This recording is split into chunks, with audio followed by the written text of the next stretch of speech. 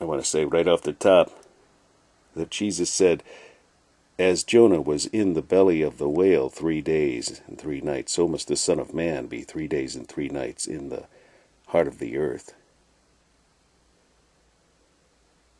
More thoughts about Jonah? He was a man who, of course, was running from God. God wanted him to go to Nineveh, which is a very interesting place in the Bible that not much is made of. But, you know, the devils, actually cultists, wish to give credit, and it's well documented in cultic writings that I couldn't cite which ones at present, but I was told of a friend, and he's well versed in this information, that they wanted, and it's like I said, it's even in one of their books, those cultists, you know, of old time even, like this is like something that was written back in the 1800s that I'm talking about, where they said, you know, they wish they could give, what's his name now? I know what chapter it's in Genesis. It's Genesis 10. Oh yeah, Nimrod. Nimrod. You know how you call people Nimrods when you don't like them? Okay, I just flip back here just randomly here. I wasn't planning on talking about this, but Genesis 10, it says in God's Word that, oh, I've gotten myself into a pickle now. Yeah, okay. I forgot this jumps right into Job when you're in, but I think it does go into Genesis 10 before it does that.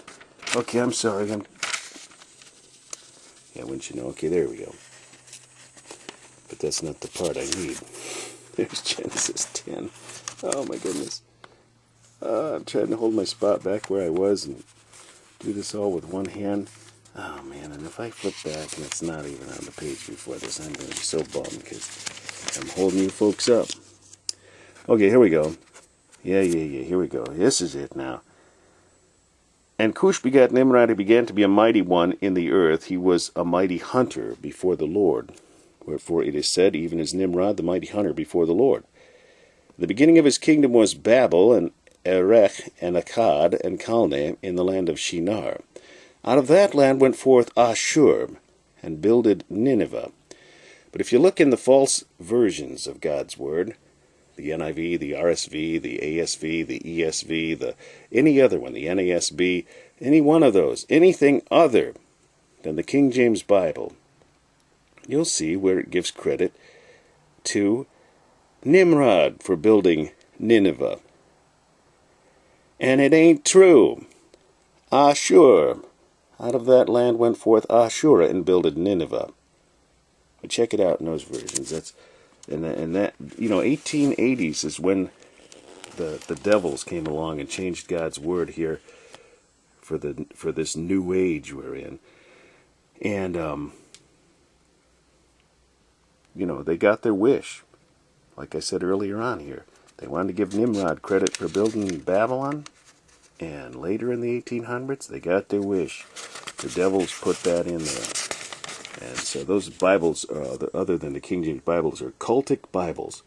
Cultish. But here we go. Old Jonah went right with the Lord. Now it's funny, though, because there's such a parallel here with the fact that he was down in the belly of the ship, and he wasn't fearful. He said unto them, I am in Hebrew, and I fear the Lord, the God of heaven, which hath made the sea and the dry land. Now maybe he was, I don't know, where did it say he was in the belly of the ship? Yeah, he was sleeping, just like Jesus. You know, when the big storm came, and the disciples came down into the ship, and they said, well, you know, Master, knowest not that we perish? He was going down on the sides of the ship and laying, was fast asleep.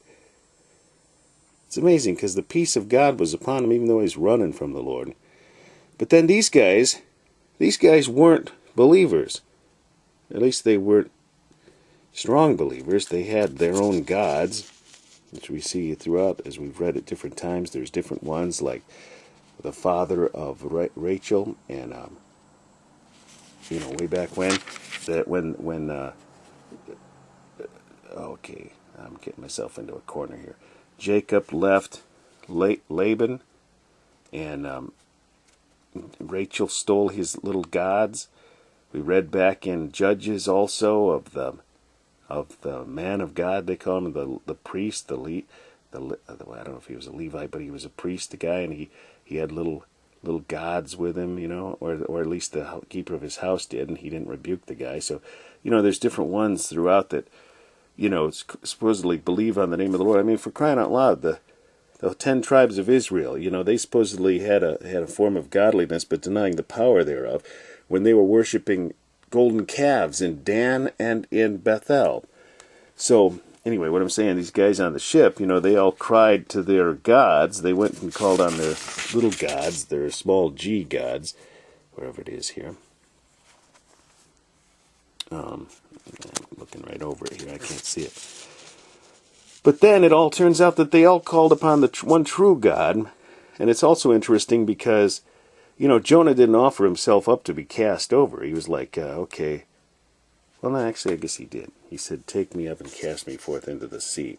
But then these guys were what's the word? sensitive towards that. They were like, we don't want to kill this guy, so they tried their best to get to the land. The men rowed hard to bring it to land, but they couldn't.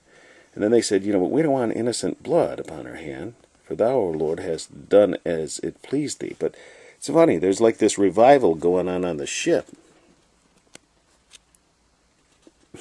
Jonah, weren't a part of it, really, except for just the fact that he was there. Okay, so we're going to get on with Jonah 2 here.